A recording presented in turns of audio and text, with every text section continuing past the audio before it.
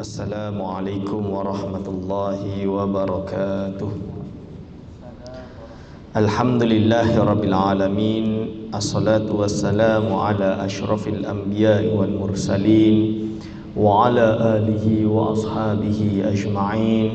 Wala hawla wala quwwata illa billahil aliyil azim. Allahumma la sahla illa ma ja'altahu sahla wa anta taj'alu hazana idza syi'ta sahla. Rabbi shrah li sadri wa yassir amri wahlul 'uqdatam min lisani yafqahu qawli. Amma ba'du.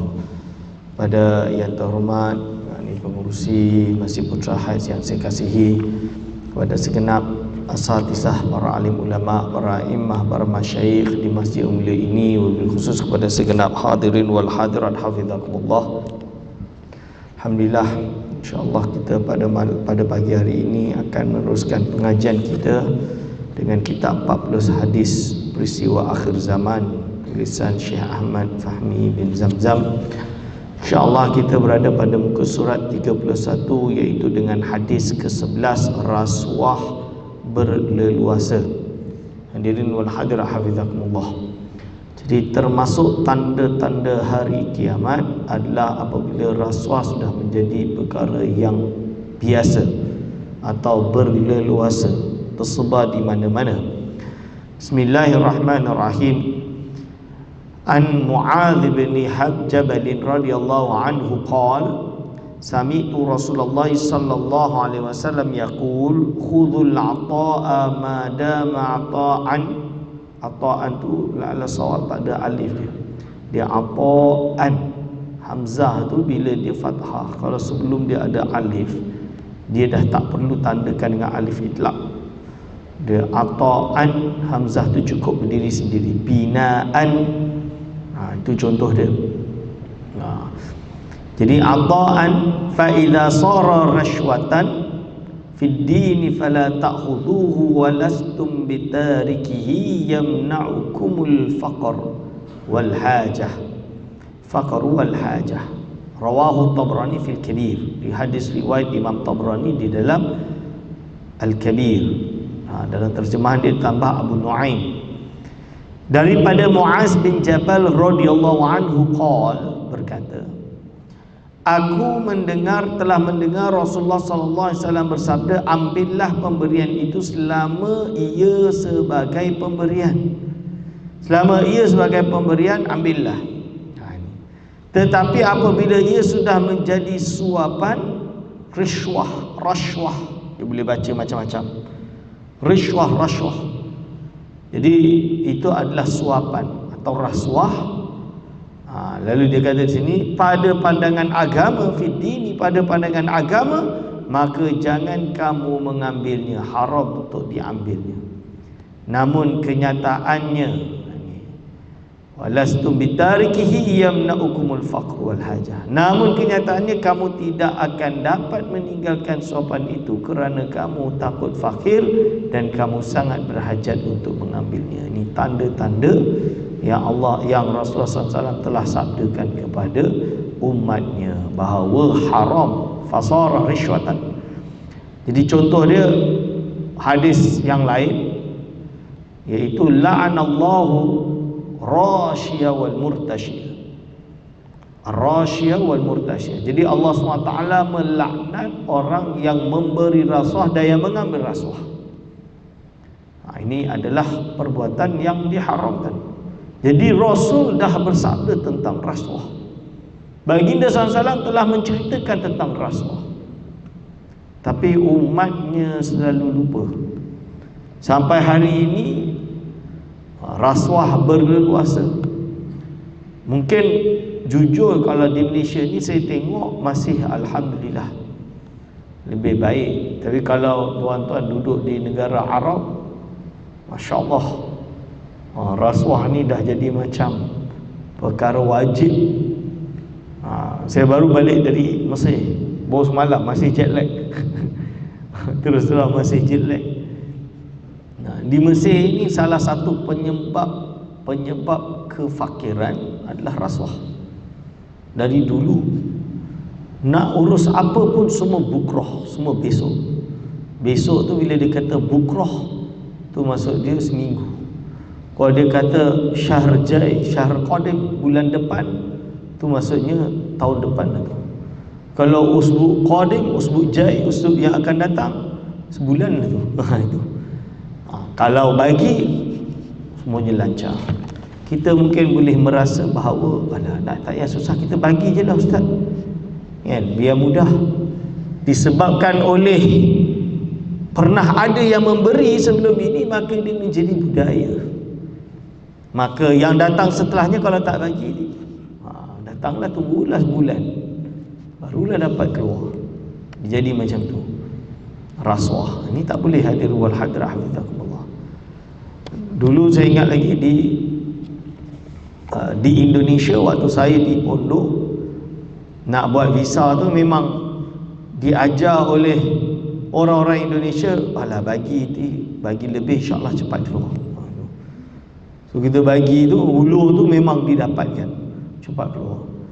Lepas tu waktu tu saya form 1, mana saya umur 13 tahun, saya ikut je orang kata apa. Tapi lepas tu baru sini-sini bagi tahu, kita memang orang Malaysia jangan bagi, sebab dia akan jadi budaya. Bila jadi budaya, nanti junior yang akan datang akan terpaksa bagi. Sejak itu kita stop, tak boleh buat benda tu, haram.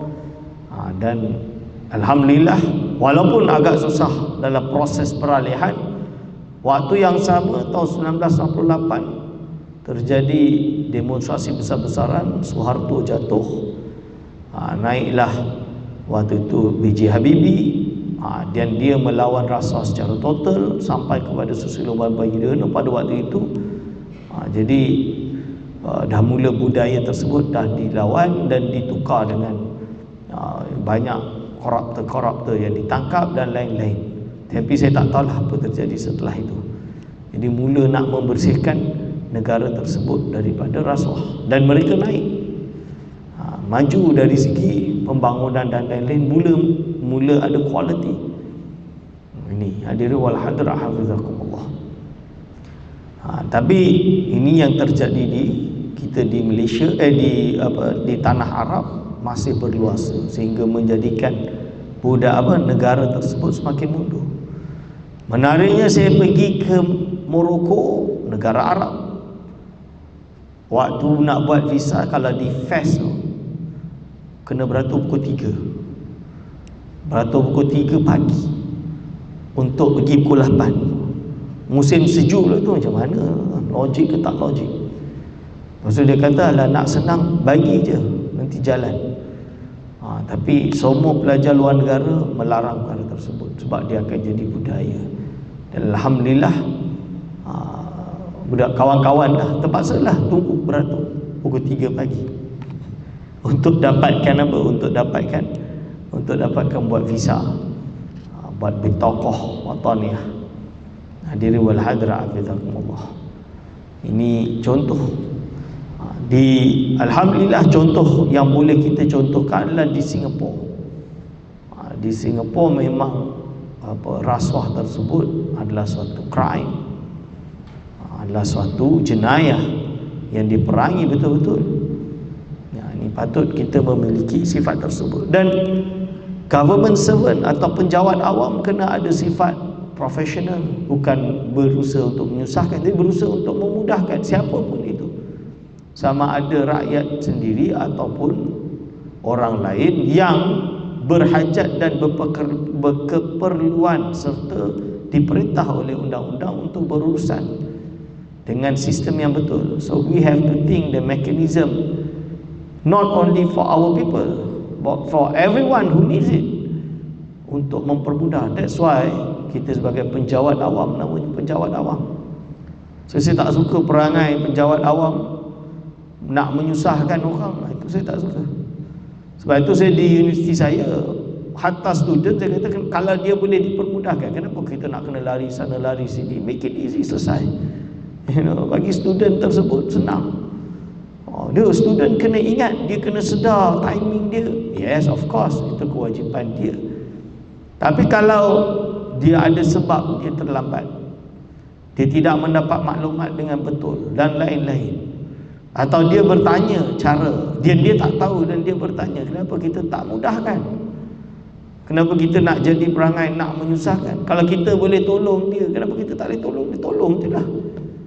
Ini contoh dia hadirul wal hadrat. Why we have to make it complicated? Kalau kita cikgu-cikgu hari ini report tambah menyusahkan, pensyarah pun sama. Make it easy. Ya, kalau kita nak quality, make KPI dengan cara quality, but why everything has to be complicated? Ini contoh dia. Hadirin wal hadrah hafizakumullah. Sifat rahmah tu kena ada. Kalau kita ada menu rahmah, dan kita kena rahmahkan juga kepada masyarakat, kepada rakyat, kepada pelajar, kepada mahasiswa, kepada siapa pun itu. Polisi perlu kepada polisi, yes, but polisi bukan kitab suci. If you can change the policy dengan cara yang to make it easy, but betul, tujuan betul, bukan nak menyusahkan. Yang menyebabkan, ada satu cara dulu di Indonesia tapi diperangi, iaitu dia sengaja buat susah supaya orang ulung. Ini contoh dia, rasuah. Sengaja buat susah untuk biar orang itu bagi rasuah. Jadi waktu tu ada kempen daripada mahasiswa, bukan universiti, ini negara, kempen untuk merubah sistem yang mempermudahkan. Nak buat pasport tak payah susah-susah. Dulu bagi sampai 1 juta nak buat pasport, sekarang kalau buat pasport Indonesia waktu tu sekarang jadi RM250,000 saja. Itu pun dah tak payah nak susah-susah. Contoh dia. So ini, dan alhamdulillah lah Malaysia kita dah advance dalam bab ni, kita dah buat lama. Ini adalah satu perkara yang perlu kita puji untuk memudahkan. Tapi bagaimana dengan urusan lain selain daripada pasport? Nah, ini yang kita kena renungkan. Hadirul wal hadrah hafizahullah. Keterangan al-ata' madama ata'an, dan dia akan jadi riswah yang dilarang agama, fala ta'khuduhu, maka kau jangan ambilnya. Tapi walastum bitariki wawhal, walhal kalian semua tidaklah yang meninggalkan rasuah, masih buat. Kerana apa? Takut nak jadi faqih dan sangat berhajat kepadanya. Jadi kita jadi manusia jadi macam tu pada hari ini. Takut nak jadi miskin, kita sanggup menerima rasuah. Takut tak dapat projek, kita kena bagi rasuah. Dan pada budaya termasuk di Malaysia, memberi tersebut dengan alasan, tak, saya niat baik Ustaz, saya niat sedekah, niat hadiah. Dengan merubah lafaz sahaja dijadi bukan rasuah. Mana boleh? Tak, ni betul, tak niat ni niat hadiah, sedekah, macam-macam, sedekah saja nak tolong ustaz, kesian ustaz ni. Tak boleh macam tu. Kalau sedekah tidak ada alasan imbal balik. Tapi ini dia bagi sebab nak dapat projek, dia bagi sebab nak suruh ini, sebab syarikat dia dapat tender, sebagai ini dapat itu. Itu tak boleh. Ini rasuah. Hadirin hadirat, ini rasuah. Ini perkara yang bahaya, tuan-tuan. Dan diharamkan di dalam Islam. Keterangan di akhir zaman budaya suap ini rasuah akan menjadi-jadi di masyarakat, dan wang mempunyai kuasa untuk membeli pangkat dan kedudukan, dan wang juga diperlukan untuk mendapatkan kelulusan dari pihak yang berpangkat dan berkuasa. Aduh, la haula wala quwata illa billahil aliyil azim. Jadi duit diperlukan untuk mendapat kelulusan dari pihak yang berpangkat dan berkuasa. Nah, ini hadirul wal hadrah fizakumullah, bahaya. Wang telah menjadi Tuhan yang disembah oleh setiap orang yang tamak dan rakus. Tamak dan rakus. Dalam keadaan yang demikian, orang sudah tidak malu dari orang lain dan hilanglah rasa hormat menghormati. Jadi contoh paling mudah yang ada dalam TV lah. Kalau bagi sekarang tak kena saman, bagi RM50 tak kena saman, kena saman RM300. Lebih bagi je sekarang. Mana tanggungjawab sebagai polis ataupun rakyat yang melanggar undang-undang dengan polis yang menegakkan undang-undang kalau rasuah tersebut diberikan, diizinkan.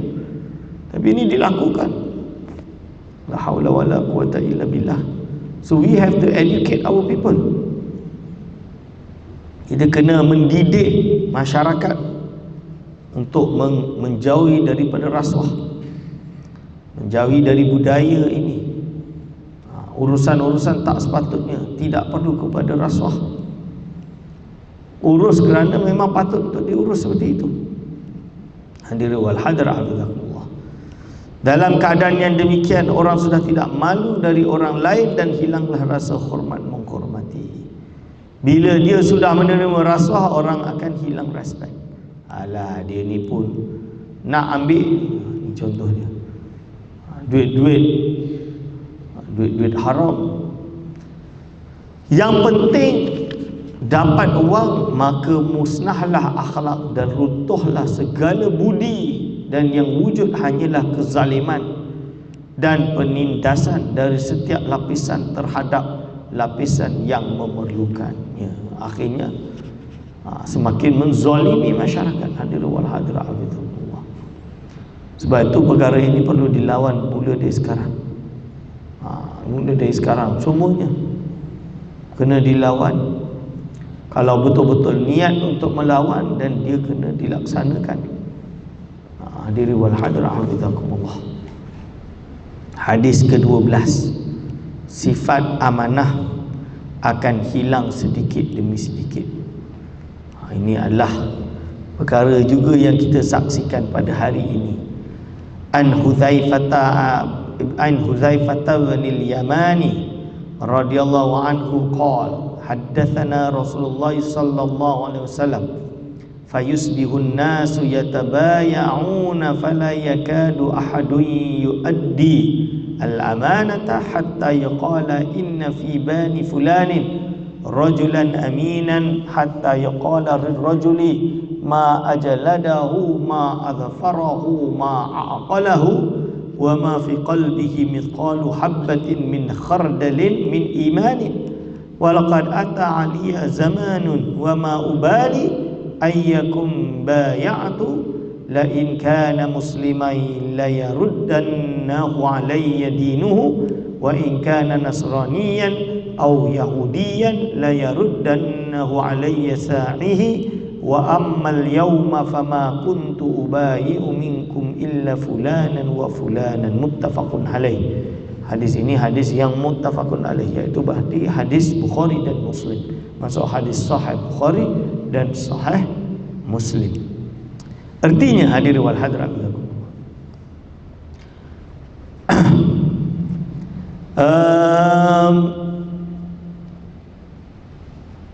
daripada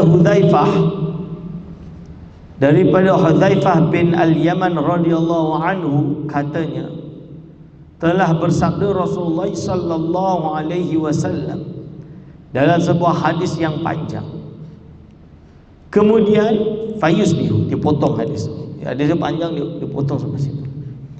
Fayusbihu, maka kemudian jadilah orang ramai berjual beli, maka hampir sahaja tidak ada seorang pun di kalangan mereka orang yang jujur, yang mahu menunaikan amanah. Sampai-sampai dikatakan orang bahawasanya di kalangan Bani Fulan, di kampung yang tertentu itu, ada seorang yang amat baik memegang amanah, sangat terpercaya, dan orang mengatakan alangkah tekunnya dia bekerja, alangkah indahnya pekerjaannya, alangkah cerdik otaknya, padahal di dalam hatinya sudah tidak ada lagi keimanan sekalipun hanya seberat biji sawi. Lalu Hudzaifah berkata, maka sesungguhnya telah sampai waktunya saya pun sudah tidak memperdulikan siapakah di antara kamu semua yang saya hendak bermubayaah, berjual beli. Jikalau ia seorang Islam, maka agamanya lah yang kuharapkan mengembalikannya kepadaku. Maksudnya agamanya lah yang kuharapkan untuk menahannya dari khianat kepadaku. Dan jikalau ia seorang Nasrani atau Yahudi, maka pihak yang berkuasalah yang akan mengembalikannya kepadaku. Maksudnya jika dia seorang Nasrani atau Yahudi, maka orang yang memegang kekuasaan pemerintahlah yang dapat membantu aku untuk mendapatkan semua hak milikku darinya. Maka pada hari ini saya tidak pernah berjual beli lagi dengan kamu semua, kecuali dengan fulan dan fulan, orang-orang tertentu sahaja. Hadis Bukhari dan Muslim. Keterangan hadis ini menunjukkan kepada kita bahawa sifat amanah akan hilang secara beransur-ansur dari kalangan kaum muslimin. Ini yang jelas. Sebagai contoh, ucapan orang mukmin, kalam orang Islam, ucapan orang Islam. Pada hari ini, ucapan orang, bukan orang Islam saja, siapa pun, is not worthy sometimes. Jadi dah tak menjadi dapat dipercayai. Mudah bersumpah tapi tidak menjalankan sumpah. Mudah berjanji tapi tidak menunaikan janji. Menipu menjadi perkara yang mudah bagi mereka. Lidah ni dah tak takut untuk berdusta. Ini hadir wal hadir hafizakumullah. Sampai pada hari ini kadang-kadang orang pertikaikan. Ustaz dia dah bersumpah, salah, sumpah semua orang boleh sumpah, betul. Dah tak melihat sumpah ni sebagai sesuatu yang besar, tuan-tuan. Padahal dulu orang nak bersumpah ni takut. Memang takut azab daripada Allah Subhanahu wa taala. Sekarang sumpah ni alah boleh sumpah. Dan tak takut, dah tak rasa takut dah. Melanggar sumpah tu dia dah tak takut dah. Hadirin wal hadirat hafizakumullah. Ini musibah pada hari ini. Jadi kalam manusia sudah tidak dapat dipercayai. Hadirin wal hadirat hafizakumullah. Mudah konak kini, korak kanan dan lain-lain. Jadi ini adalah perkara yang perlu untuk kita muhasabah dan kita betulkan, kita bersihkan. Hadirin wal hadirat hafizakumullah. Kalau ucapan lidah kita dah tak boleh dipercayai, macam mana pula dengan amanah, jawatan, pekerjaan, tanggungjawab? Yang duduk di atas, dia ada tanggungjawab. Yang menjadi jawatan kuasa, dia ada tanggungjawab. Yang menjadi beberapa bagai jawatan yang dipegang, ini ada tanggungjawab. Sebab tu saya disuruh jadi jawatan kuasa fatwa negeri Perak contohnya, di Selangor. Jadi saya terpaksa ambil waktu untuk membaca kertas kerja. Kena. Sebab apa? Kita tak nak sampai keputusan kita buat tak baca. So kena baca. Dan ini perlu tanggungjawab. Pastikan hujah itu kuat. Kita berhujah, kita memberi fatwa kena sesuai dengan neraca ilmunya, usul fiqhnya. Kalau dilantik hanya sebagai seniority tapi tak tahu, tak baca, tak faham, tak ada cukup ilmunya, what's the point? Kerana kita diberi amanah untuk menjalankan tugas, memastikan hukum hakam itu betul. Ini kewajipan, tanggungjawab, responsibility. Juga yang perkara-perkara yang lain, tugas-tugas yang lain. Menjadi pensyarah kita ada supervision, menyelia tesis. Kalau jadi pensyarah, jadi penyelia, luluskan tesis tak baca, penyakit. Ni kadang-kadang bila kita tengok, macam mana boleh tesis ni boleh macam ni, tak baca. Bila ditanya memang dia tak baca. Kesalahan sana, kesalahan sini, salah type, salah apa, tak ada masalah. Kerangka berfikir berbeza, tak ada masalah. Tapi kalau kesalahan tersebut semuanya adalah kerana dia memang tak baca, nak buat macam mana? Ini perkara yang perlu untuk dibetulkan. Amanah. Hadirin wal hadirat hafizakumullah. pelajar yang menulis tesis kena ada amanah. Jangan copy paste, curi karya orang. Sekarang ada zaman chat GPT.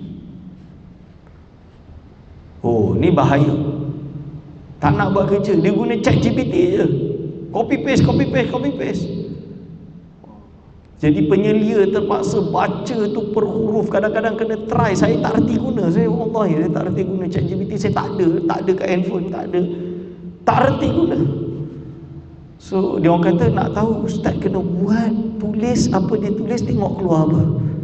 Kalau sama tu dia pakai chat GPT lah tu, ustaz pakar lah tu. Contoh dia macam tu. Matilah aku. Takkan satu tesis tebal ni nak kena check satu persatu. Ustaz ada, sekarang ada turn it in. Dah lama lah kita pakai turn it in.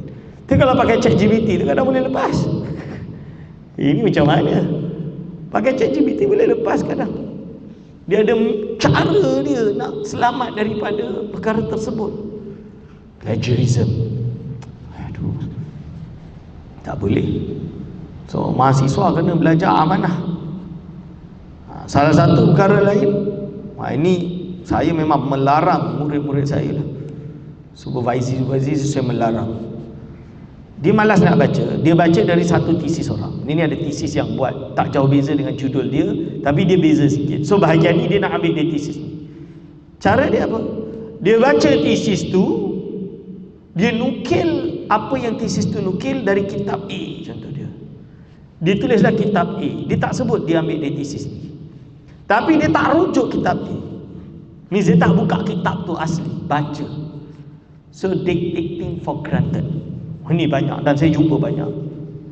Oh, membuat kesimpulan mendusta. Kalau saya tanya dia hari ni bawa bukti yang kau tulis dari kitab A. Mana kitab A kata ni? Takkan jumpa. Berarti dia tipu. Saya tanya mana kau dapat ni? Dapat daripada tesis tersebut. Tesis tu dah tersalah baca. Dia tersalah baca. Dia buat benda yang salah. So kita sebagai penyelia, sebagai penguji tesis, baca, cari, kejar. Kita kejar ni. Kalau saya kejar. Betul ke disebut ni? Saya buka, tak ada. Tanya. Nukil atas nukil. Lepas tu potong tesis sebut. Tipu kata nukil dari kitab tersebut. Kalau orang macam ni memang saya fail kan. Bahkan kalau lulus ni boleh jenayah ilmiah, jenayah ilmu. Ni bahaya. Sebab itu PG committee, postgraduate committee, perkara-perkara seperti ini kena ambil cakna. Kalau tak, universiti tu kira luluskan pelajar yang tak layak. Lepas tu kita kritik, marah. Oh, dia seorang je macam tu, kita tak macam tu. That's not the whole point. You did not even change. Macam mana kita nak dapat quality, nama universiti tingkat berapa, ranking berapa, tapi benda tu tak diselesaikan. Ni plagiarism yang tak diselesaikan. Mana boleh kita biarkan? Hadirin wal hadirat hafizakumullah. Tapi budaya kita macam ini yang tak boleh. Kalau kami dulu di universiti di Morocco, di beberapa universiti Al-Azhar, universiti Qarawin, dia bab-bab ini kita ambil cakna 100%. Sampai kami tesis PhD, bila masuk di universiti, dia tak boleh di penyelia dulu, dia akan pergi kepada lajnatul fahsi. Fahs tu kalau kita terjemahkan tu maksud dia X-ray. Dia masuk komiti untuk X-ray dulu. Means dia akan teliti dulu. Teliti apa? Teliti tesis tersebut. Lajnatul fahs means universiti akan bayar pelajar PhD yang lain yang tak disebut nama dia. Suruh dia baca. Dia bukan menilai hujah dia betul ke tak betul. Tak, itu bukan tugas. Tugas dia apa? Dia baca bahasa betul ke tak betul. Mungkin seakan kita kena hantar proofreading. Ya, itu lain. Itu yang official. Ni yang tak official dia akan buat juga. Nak pastikan proses tu betul. Yang kedua, dia sebut nukilan sumber tu dia akan telusuri, check. Dia akan check betul-betul. Dia akan refer, betul ke dia buka page ni, betul ke dia sebut dalam ni, betul ke dia kata ni, kalau dia kata manuskrip, betul ke ada manuskrip kat situ. Dia akan teliti satu persatu sampai pastikan bahawa betul atau tidak perkara tersebut. Ini. So ada tak kita buat macam tu pada hari ni? Ini hadirin wal hadirat hafizakumullah. Pensyarah supervisi dah terlalu banyak, tak boleh nak check kadang-kadang. So kena ada amanah. Amanah kita semua. Keterangan hadis ini menunjukkan kepada kita bahawa sifat amanah akan hilang secara beransur-ansur dari kalangan kaum muslimin, sehingga sampai suatu waktu nanti orang yang dianggap baik untuk menjaga amanah pun telah khianat juga. Macam cerita tadi, yang dikata baik itu pun dah biasa pecah amanah. Hadirin wal hadirat hafizakumullah. Ini bahaya. Hadirin wal hadirat hafizakumullah, bahaya. Kita menjalankan tugas pegang amanah, kena buat, kena berusaha sebaik mungkin. Tak cukup tidur lah. Cukup makan lah. Hadirin wal hadirat hafizakumullah. Begitulah gambaran masyarakat kita hari ini.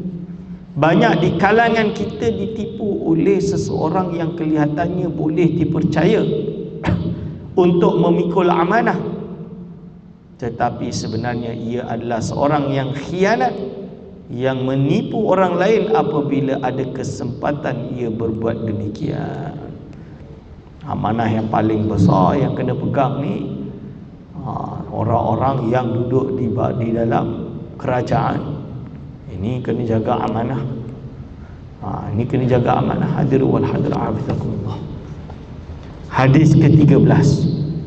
Orang yang baik berkurangan sedangkan yang jahat bertambah banyak. Semakin lama orang baik ni semakin sikit, orang jahat ni semakin banyak.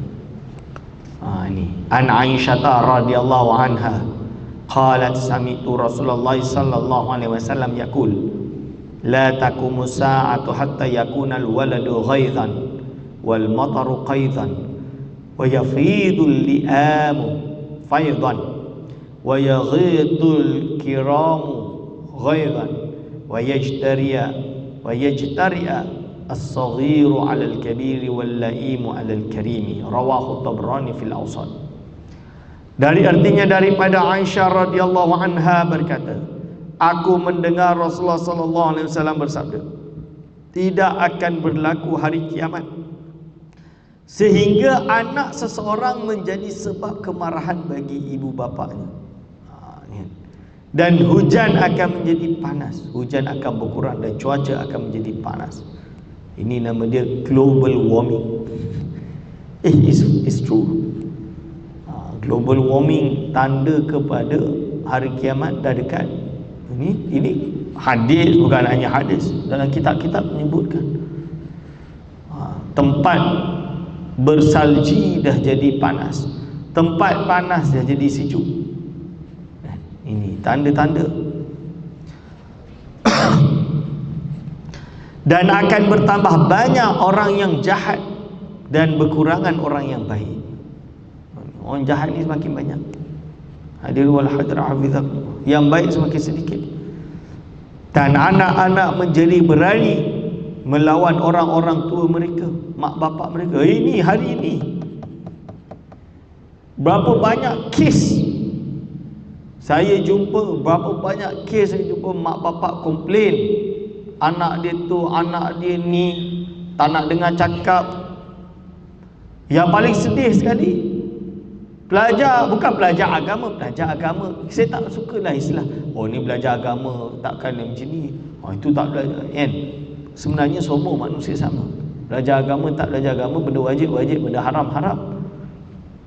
Tapi yang paling heran, ada orang nak pergi belajar pondok, pesantren, nak pergi belajar agama. Bukan nak pergi belajar tu lain, tapi dia gunakan alasan itu untuk su'ul adab kepada orang tuanya. Tak boleh. Hadirin wal hadirat hafizahullah. Ini berani melawan ke orang-orang tua mereka. Dan orang yang jahat berani berterus terang melawan orang-orang yang baik. Jadi orang jahat berani berterus terang melawan orang-orang yang baik. Ini adalah tanda-tanda kiamat. Rawahu Tabrani fil Awsat, di hadis riwayat Imam Tabrani dalam kitab Al-Awsat. Jadi Tabrani ini ada kabir, ada Awsat, ada Saghir. Ada besar, ada pertengahan dan ada kecil. Keterangan di antara tanda-tanda dekatnya kiamat ialah apabila anak merupakan sebab kemarahan orang tuanya. Anak merupakan sebab kemarahan orang tuanya. Ini fakta. Apabila hujan berkurangan, cuaca menjadi panas. Cuaca dah jadi panas, dan udara telah tercemar, global warming dan lain-lain. Waktu saya di Mesir, kita ada daurah kursus falak. Saya mengajar falak ke mahasiswa wilayah persekutuan. So waktu itu di akhir penutup ditanya, ada seorang mahasiswi tanya, "Ustaz, kenapa saya tengok di langit tak ada bintang, Ustaz?" Dia kata, "Kenapa saya tengok di langit tidak ada bintang?" Saya kata, "Macam mana boleh tak ada bintang? Patutnya ada bintang." Dia kata dia tengok langit, dia tak nampak bintang. Padahal negara padang pasir lebih senang lihat anak bulan, lebih senang melihat bintang. Sebab apa? Sebab dia tak ada hujan, tak ada awan. Rupanya Kairo ni dah jadi apa? Inilah rakyat yang duduk di Kahirah, di Kairo itu sendiri lebih daripada 50 juta atau 30 juta. Jadi seluruh rakyat Malaysia ni ada di Kairo. Jumlah dia tu besar, banyak je tu, menyebabkan pencemaran udara yang sangat-sangat teruk. Sebab tu tengok masjid tu, kadang masjid macam tu, ni masjid tua ni, masjid sangat tua. Tengok-tengok tarikh dibina tahun 1950. Tapi sebab dah kotor sangat. Ni. Jadi udara tersebut menyebabkan terjadinya jerebu yang sangat. Kita tengok langit waktu malam pun tak nampak bintang. Sampai macam tu tuan-tuan dan puan-puan. Ini fakta. Orang jahat bertambah banyak dan dorongan untuk berbuat kejahatan sangat banyak. Ini yang terjadi, orang jahat semakin banyak. Dan nak dorongan perkara yang motivate untuk buat benda yang tak baik pun semakin banyak. Orang yang berbuat kebaikan sedikit dan tidak mendapat dukungan yang sewajarnya. Justru orang yang buat kebaikan dia sikit dan dia tak dapat support. Justru dia dimusuhi, justru dia dikeji, dibenci. Nah ini. Lalu anak-anak sudah berani melawan orang tua. Orang-orang yang jahat berani melawan orang-orang yang baik. Justru orang yang jahat ni dah tak takut lah. Dia berani melawan orang-orang yang baik. Tak ada masalah bagi mereka. Ini dia hadir wal hadir abditaqwa. Perkara-perkara yang kita takuti. Dan tidak ada malu dah terhadap mereka.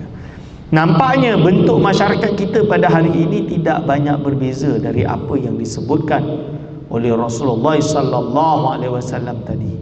Ini adalah kenyataan yang Syekh Fahmi Zamzam rasakan.